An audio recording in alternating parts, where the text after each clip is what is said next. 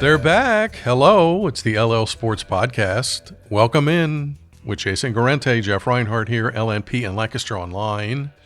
We love the basketball podcast this winter so much that we're going to keep it going. We're rolling into the spring to talk all things L-L Sports, PIAA Sports, District 3 Sports, and once stuff starts happening later on in the spring, we'll really delve deep into the LL stuff. But it's late March and nobody's really played many games yet. So episode 1, we're just going to kind of feel our way through it and see what comes out. Jason, how are you?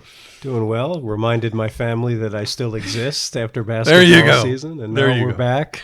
New podcast, yes. Same know-it-all attitude. Let's do it. Exactly. Okay, because we can't leave basketball alone. Let's put a bow on basketball. That's still kind of fresh on the memory. A lot of stuff happened there after our teams were eliminated. The state finals went down at Hershey, and then all kind of heck broke loose. Boundary, non-boundary, old Forge folks in the news. Give us your take there and kind of give us the newsy end of that. Go. Well, the first thing is this happens every year. Yeah. You get to Giant Center, and it turns into this circular argument of, who should play against which teams and how you should divide up the classifications. So we had 12 state champs and 4 were public schools. That's it. Central Dauphin and Upper Dublin, boys and girls, and 6A. South Fayette, which is they're really good. A sports juggernaut. They won a soccer state championship on the girls' side, too. Their girls won 5A. And Berlin Brothers Valley, which has the Prosser family, which the father and son went to 2 finals, and now the mother and 2 daughters have won 2 finals. Incredible. 4 consecutive championship games for the same family. Nice family. Got to meet them. Tiny public school that just has this once-in-a-lifetime collection of, mother, daughter, father, son. So those are the champs. But the whole week is about this other nonsense. And it's gotten to the point where it overshadows the results. Yeah, it does. And we're not even celebrating these champions anymore. We're just banging the table with the same arguments that we've had over and over again. I don't know what the fix is, but this year we had Old Forge, a public 2A school, playing Sewickley Academy, which has a billionaire booster recruiting players from around the world. A booster. High school booster. He's a father, but he has a lot of money. So, and there's no restrictions on who Sewickley can welcome, so they can add whoever they want. Pretty much. The student section shows up with signs that say public school champs. The superintendent writes a letter to the PIAA saying the competition isn't fair. This is not why we're here. This is overshadowing the results. Something has to change, or we're just going to do this in perpetuity. Oh, absolutely. And I don't know what the answer is, but I think one thing is you have to police District 12 in some way. Definitely. And we talked about that pretty much all of March. In some way. You have to either put them all in 6A or exclude them and say, you want to be like Westtown School, go play Westtown School. But this thing where Devon Prep boys are 5 and 18. 5 and 18 made states. Well, they made states because you can't not make states. Yeah, pretty much. In District 12. You're in. It's just a question of where. Yeah. So you don't have to earn anything. And then you win a state title. And then you take a picture on Twitter of your 4 state championships. When last year you won with a kid from Berks County as the player of the year, Zane Conlon. Apples to oranges here. Right? If you can't compete in your neck of the woods, you shouldn't go to states. We don't take a mediocre major college basketball team and put them on the court with the 16 seed in the NCAA tournament. They don't make the tournament because they're not good enough. So if you're 5 and 18, you shouldn't be in the tournament. Period. It's embarrassing. Well, the what was that one girls team? 6 and 2. 6 and 2 and they're in. Well, that's a whole other set of worms.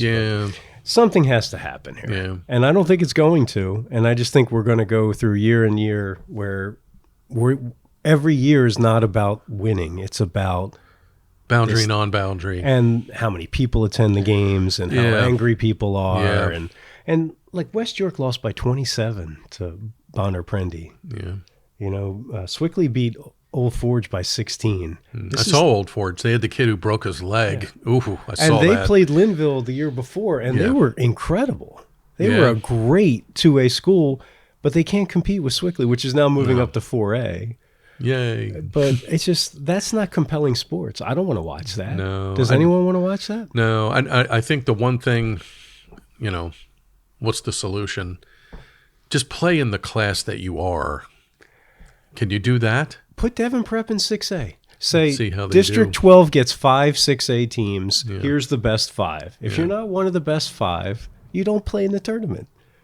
That way, I mean, for years it was embarrassing. Like they would win 3A, 4A, 5A, and 6A because they were all divided. But now Imhotep and Father Judge and all those teams have moved up to 6A, so they're canceling each other out. You just put them all in 6A. Problem solved. I was hoping Mark would. This is his first year as the PIAA Prez. I hope he takes a look at this stuff. I mean, I don't know what goes on behind closed doors up there, but I think they need to start looking at brackets and, who gets in. Why does District 12 have an 8th place team that is 6-2 in the state tournament? Yeah. I'm exaggerating there, but the attendance. What's your take on that? It's at Hershey. That's where it is, and I just think the audience diminishes as the season goes on. And I don't know that that's fixable. And I think a lot of these championship schools are very small schools without a big following. Yeah. I don't know. I mean, you could put it in Philly, but you're not getting casual fans out, I don't think. Probably not. People talk about the PCL championship game. That's the celebration of Philly basketball. Yes, it's a one-of-a-kind night. Yes. It's like the LL final. Yeah. Everybody comes. Everybody's there. But, if an LL team's in the district final, the casuals don't drive to Red Lion to watch Mennonite play. Probably not. So I just think this is what it is. Hershey's okay. It's not, you don't have to drive all the way across the state if you're in Pittsburgh. You have to drive pretty far. Yeah. I mean, maybe you could move it to Penn State. I liked it there when it was there. But you can't put it on either side because then you have a team like Swickley driving 5 hours to play in a final against Old Forge. And who's going to Philly to watch that? True. I don't think that solves the problem. That whole attendance was saved by Saturday Night Central Dolphin. Well, it usually is. Yeah. The public school 6A team, Reading High shows up, or Hershey in 5A. CD, which is right Central around the corner. Central York a couple years. Yeah, that's what saves it because they're close by and they have that public school vibe going. Where the other thing with the PCL is winning a state championship is not as important to them as winning their it's really not. And they'll put that on their Twitter. They'll say, this was the highlight of our year. Like, I know the Wood folks a little bit. And they'll say right away, Philly Catholic final. Like that's what we want. Okay, then we'll go play in states. If we win, fabulous. If we don't, okay. But we played in the Philly Catholic final at the Palestra. I covered 2 of those, and it's unbelievable. The Palestra, I don't know what that holds, 15,000, 12,000, and it's stuffed, packed. Amazing. But those people aren't going to Hershey to watch those teams play. Probably not. The attendance says they're not. Yeah, they're not. Yeah, the attendance number was not good until Saturday night. If you move it to Pittsburgh, they're not going to Pittsburgh. Who's going out there? Yeah. So and I guess Hershey. I mean, other than Penn State, Hershey's probably the most centrally located, I guess, on a map. If you throw a dart, it's pretty close to the middle. Yeah, and it's, a great venue. Yeah, there's a lot to do in Hershey and hotels. A lot going on around there. And everything. So Chocolate World or whatever. That letter that the Old Forge, was it the super or the president, AD? Yeah. It was pretty scathing. Yeah, he had some kind of conversation with a PIAA official, and I think it ticked him off. But again, we're talking about the wrong stuff. We should be talking about great basketball teams, and we're not because it's not a real competition. It's manufactured. Yeah, well, we'll see.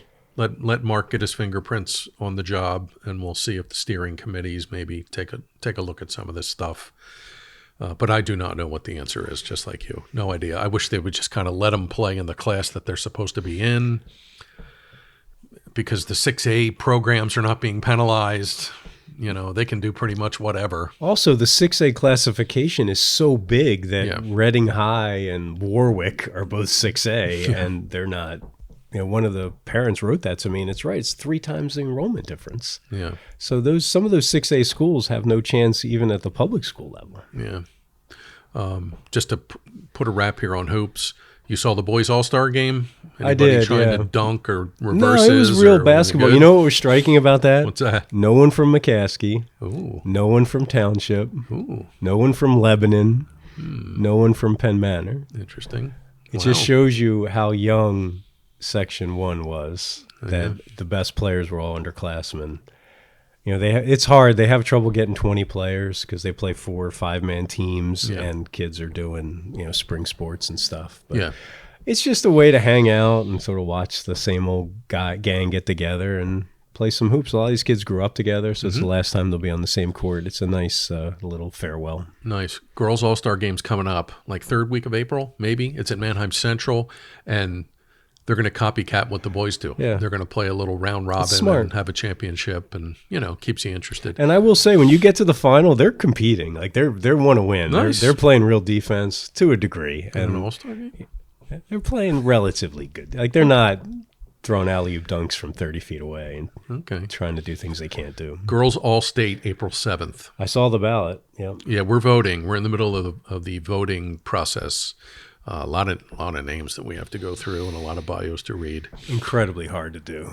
It's tough. Yeah. I don't love it. I don't envy the guys who handle the votes and the ballots and, having to tally everything. It's a big thing. Okay.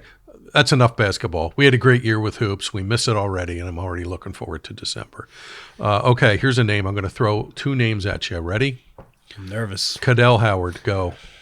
She's a pretty good sprinter. Not bad. The greatest 400 runner in the L-L League history by a mile. Oh, yeah. By 3 seconds. Not even close. And she's going for a 4th consecutive state championship in the 400. She runs 52-ish. Yeah. To put that in perspective, the second best time in the league is like 55 all time, and she's at 52. Yeah, and she could win the 200 state championship too if she stays healthy, which would be an unusual double, hard to pull off. Yeah. I assume she's not gone full bore yet. I mean, she came off an unbelievable winter season, breaking stuff in the Nike Nationals or whatever. When does a track kid kick it in? It's late March. The big meets are in May. When's Kaddel gonna May push it? Yeah, early May. Okay. She won't. I mean, league championship even. She won't be killing herself. She can. I mean, she's not going to try to run 52 at Hempfield in the beginning of May. It's about districts and states and staying healthy because she can win every race up to the state level with far less than her best. Yeah. That's how good she is. And you don't want to pull a hammy in April. That's the real risk, especially when it's cold like this. The weather is terrible for sprinting or for really anything. Ella Petrosky, go.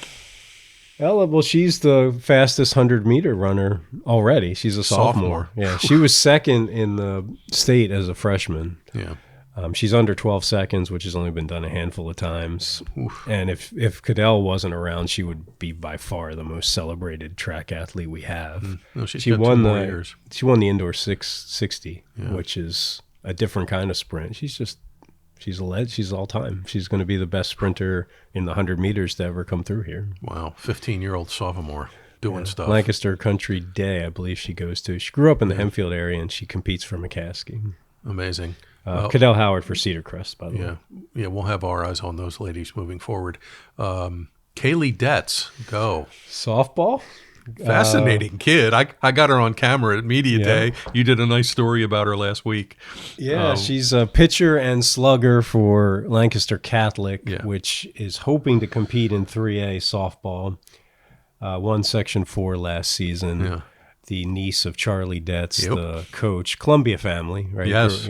So the older sister, Emily, is the coach. She plays for her sister. She plays for her sister. There's a 17-year age gap, and they grew up in Columbia. So the last few Detz girls have played for Catholic, but that's where it starts. And she's an interesting kid. Like, she created a home run chain to pass around. Every major league team does this now. Some kind of a lot of them. Yeah. The Mariners have the trident. That's their take on that. Where if you hit a home run, you get to wear the chain for the rest of the inning. It's kind of cool, right? Sweet. I would want to do that if I hit a homer. Oh, no. Phillies don't do anything like that. They just high five. It depends on the leadership. And a lot of times it depends how young your best players are. The younger guys are into it. The Phillies are a little older. Yeah. Kailee, sweet kid and a heck of an athlete. Yep. Charlie, she said Charlie bugs her to play basketball. Yep. She says maybe next year, and then next year never comes. Here's a fun fact, Jason. Tennis, which gets the jump on everybody, they start like mid-March. There are 2 undefeated boys tennis teams. Mm-hmm. Township, shocker, 5-0, and McCaskey is 7-0. McCaskey, wow. Here's another name for you. Delane Mast. Go. Delane Mast, who's coached for 40 years. 40. Both boys and girls at McCaskey. Yes. And has never won a section championship. That's incredible. That's her words. She told me that. And she's one of those special people who walks through life and everyone just likes her. Mm-hmm. And she carries herself in an engaging and fun and self-deprecating way. Yeah. You know, she has known Billie Jean King, the That's amazing. women's tennis pioneer, for 4 decades. Wow. And they like text each other on the regular. Nice. And she has pictures in her phone of her and these famous people. And she decided, this is what I want to do. I want to coach tennis at an inner city school and have my primary purpose be to include kids who otherwise wouldn't play sports. Yeah, she didn't say I want to go somewhere and win championships. Sure. And to me, that's worth applauding, and it's an incredible legacy that she'll have there no matter when she leaves. Great person. You did a great breakout feature on her last week. The kid with the tennis racket, tell that story quick. Well, she makes you earn equipment. So some of these kids don't have the means to buy their own rackets. These rackets are $250, by the way, which I learned. I didn't realize they were that expensive. So she's able to get them through donations. And then in order for the kid to get the racket, he has to write an essay. Right. And this kid wrote 2 essays, and he has 2 rackets, and it has allowed him to participate in tennis when he otherwise wouldn't be able to. That's awesome. We're always talking about the champs and the best kids and the all-stars, but those kind of stories get you. Yep. She's one of those great. where you interview her, and it's not even an interview. It's you ask one question, and she talks for 5 minutes. I saw you at Media Day, and we'll get to Media Day next, but you sat with her, and you were with her for a long time, and I'm walking up and down the hallway, and she's still there, and she's still there. She has such an expansive career that it's almost impossible to do it justice because it just covers so much time. How do you even begin to describe her impact when it goes back to 1986? Oh, my gosh. I was in high school then. Yeah. I was a sophomore, junior range, and she was coaching. If you were playing tennis, she would have been on the other side. I would have seen Delane Mast. I covered her son, actually. He was a really good player at Conestoga Valley. Speaking of Media Day, let's put a bow on that. We had a blast. Penn Medicine Park. Is that what they call it now? Yes. Home of the Stormers. Yes. Had the kids in. We were up in the silver ball room with the pinball machines and the air hockey. Skee ball. And skee ball and hot dogs. What did you make of our media days earlier this month? Incredibly valuable tool just to put names and faces together in sports that I don't cover. Yeah. A lot of these kids, I only know them by whatever I see in the statistics that they achieve. It's also just a great vehicle to generate stories because to go somewhere and do an interview and write a feature would take 4 or 5 hours. Oh yeah, but they're all in one room. So you can write 20 stories in the span of 2 days, and it would have taken a month to do that. Yeah. So it's really useful, and it's just a good way to get adjusted to the new season. You know how it is. Like you get halfway through basketball, you know everything about basketball. Everything. But when the season starts, you got to relearn the whole league and who's back and who's going to be again. good. Hold on. Like who played on that team last year? And you got to. This is a vehicle to do that, and it's just.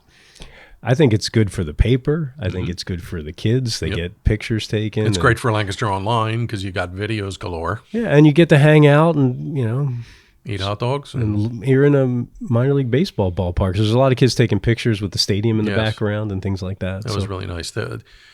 We're thankful for our media days, that everybody's behind us on that. It's awesome for the kids. Congratulations, Mark Evans, Manheim Township football coach and Good Egg. PCFSA Hall of Fame gets inducted in May. Exactly the same number of years at Elko as Township, I believe. 14 and 14. Yeah, so next year he'll become more of a 1-year Township advantage. Yeah. He's built a long-lasting career. Pretty amazing. And done a lot of winning. Pretty amazing. And they are almost 10 wins in the bag every year now. And playoffs and district semis or district finals seemingly every year. Won a district title a couple of years back. Covered him out in Altoona and States. Terrific guy, runs an unbelievable program at Township. They'll be good again. And participation with him has just exploded to where that is the number one sport in terms of the amount of kids who come out. They usually have around 100 on the roster. It wasn't always like that. People forget. 20 years ago, Township was just kind of okay. Mediocre-ish. Yeah. But now they win, and they win big, and they go deep. A lot of that has to do with Mr. Evans, quarterback whisperer guy. Yeah, he's had plenty of quarterbacks. Oof. My goodness. Including Hayden Johnson. He's really, really, really good. A couple other things I want to mention quick. Baseball, quick starts, Ephrata, Hempfield, LS, Northern Lebanon, Anvil, Cleona, all undefeated. Softball, fast starts. McCaskey girls softball is undefeated. Good for them. They're not winning in football. They're not winning in basketball so much, but in tennis and softball, they're both undefeated. So good job, Red Tornado. Solanco is undefeated as well in softball. We kind of figured they would. You wrote about Kira Rourke. Was that you, or was that Byrne? Kira Rourke, I wrote, and they have Delaney Gauthier. Gautier's a fabulous kid. And Ava Fedoruk, who's an all-state kid. So just incredible talent right now. Yes, I think Solanco's probably the favorite. We'll see. Warwick might have something to say about that in a couple of months. But, Solanco softball's fun. Volleyball, my beat, if you've been following along. Hempfield, Conestoga Valley, Cocalico, Mannheim Central are all undefeated. Central went out to Pittsburgh, played in the powerhouse North Allegheny tournament with a lot of state-ranked teams. Barons with pretty much a whole new team. 2 kids back, Neelis and Groff, went all the way to the final. Mm-hmm. They beat Central York along the way. Central York's loaded. Central lost to North Allegheny, but that's not a bad loss. NA's fantastic. They'll probably be in the AAA state final in June. But fast starts for those guys. What else is on your notepad? Anything good? Well, for baseball, I'd mentioned Lampeter Strasburg, which is 5-0. Apparently, they just play. It doesn't matter if it's 13 degrees outside or if it's 30-mile-an-hour winds. Yeah. They're the only team that's playing all their games. They're not postponing it. 5-0. Their wins are by 10, 8, 9, 9, and 7 runs. Sluggers. They are squashing teams. Wow. They returned the top 6 hitters from their PIAA semifinal and District 3 5A championship club. They could win the state title. Now, it's baseball, and you could run into some 6'6" kid who throws 95 from East Carolina somewhere along the way. Yeah. But they have the talent to win it, and it's just a question of whether it falls their way, and they play their best games when it matters most. They have so much depth. This is one of their truly great teams. 5A, 4A? 5A for 5A? Baseball, yeah. Okay. So, and then Section 1, it's Township, Hempfield, and Ephrata. It's always... Really? Because, Ephrata just moved up last year. Yeah, they did. That's right. It's 3 teams for 2 spots. Mm-hmm. And I talked to Ephrata at Media Day, and there's all these reasons to think they're not going to be as good this year. And the one guy says, we're Ephrata. We'll find a way. We always find a way. Right. And they're 3-0, and they won 2 one-run games. So they found a way. They're finding a way. There you go. They got Cameron Sims, who's one of the best pitchers in the league. He's going to Millersville. So that's a good way to start. You get into a game with a powerhouse lineup like Township or Hempfield, you can throw Sims out there. You can negate that a little bit. So that's their secret. They win by executing and small ball and running the bases and all that. Anything else? For baseball, Northern Lebanon's really good. They're undefeated. Adrian Gonzalez, 20 strikeouts and 1 walk in 13 innings. That's good. He's a real deal. He's an all-state level kid. But their wins are all by 1 run. 4 wins by a total of 5 runs. Close ones. So they've been grinding, but they've been playing big schools too. So in the cold. But they haven't won at the district level. Mm-hmm. They've gone out early the last 2 years when they had very good regular seasons. Okay. So their thing is we want to make a playoff run this year. There you go. No, they're 4. They are... Are they triple or 4? 4, I believe. I believe 4. 4, yeah. 4 top seed in 4A. Oh. For now. Yeah. Okay. Are you planning on hitting any baseball games this Township week? and Hempfield play on Wednesday. Got to go to that. And then LS goes to Hempfield the next day. So that's a great non-league. I mean, it's within the league, but non-league for the standings game. That's a fabulous local game. That's the thing about baseball is they all play each other. Yeah. It's not like basketball where if you're 6A, you won't play 4A. Go down. No, never. They all play each other. Donegal plays everybody who's nice. Who's at I the top applaud of the that. league. Yeah. I applaud that. I think it's great. It's good for the league. Absolutely. You don't travel too much. These kids all play together growing up, so Sure. It's fun for their rivalries. I'd rather see them play them than go and play like a 3A team from York somewhere any day. If you're Hempfield and you can play LS, why not? Play them. I mean, even if you lose, so what? It's not going to kill you. It'll hurt your power rating, but by 0.008. I think that's great. I don't believe they played last year, so that's interesting. Great game. Great game. I'm going to check some volleyball this week. Tuesday night is the big one in Section 2. Mannheim Central at Cocalico. Thursday, I'm going to get my eyes on Hempfield, which is undefeated, and they're kind of Hempfield again. They're back. They should be really good. They play at Penn Manor. I'm going to check that out. Cedar Crest lost their whole team. Section opener last week. They went to Warwick and won against an experienced Warwick team. So Crest, I didn't write them off, but they had a whole new rotation, and they went to Warwick and won 3-2. When you have that tradition, you only need 6 or 7 players. You can rebuild. Yeah. You know, it's a little different in football where you have to build an entire roster. Like you don't need a ton to still be great. No, and all the kids, I recognized a couple of the names. They were like backups last year, but Crest had such a great year that those guys got in. Third set.